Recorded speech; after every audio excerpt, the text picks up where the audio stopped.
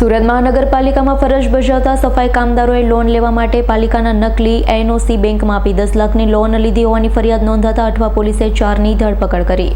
સુરત મહાનગરપાલિકાના સફાઈ કામદારોનું કારસ્તાન સામે આવ્યું, જેમાં લોન લેવા માટે પાલિકાની નકલી એનઓસી બેંકમાં આપી ₹10 લાખની લોન લીધી તો સમગ્ર મામલે અઠવા લાઇન્સ પોલીસ મથકમાં ફરિયાદ નોંધાતા પોલીસે 4ની ધરપકડ કરી। બેંકમાં ઓડિટ આવતા સમગ્ર મામલો સામે આવ્યો, જે મામલે બેંક દ્વારા અઠવા લાઇન્સ પોલીસ સ્ટેશનમાં ફરિયાદ નોંધાવી હતી। તો ઉપરાંત કારસ્તાનમાં બેંકનો મેનેજરનો પણ સમાવેશ છે, કારણ કે એસબીઆઈ મેનેજરને જાણ હોવા છતાં લોન આપી હતી, જેથી પોલીસે બેંક મેનેજરની પણ ધરપકડ કરી છે।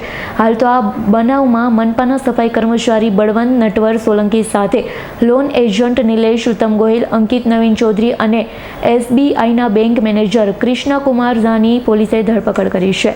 Bureau report S9 news Surat. અમારી તમામ માહિતીથી અપડેટ રહેવા માટે જોડાયેલા રહો S9 ન્યૂઝ સાથે।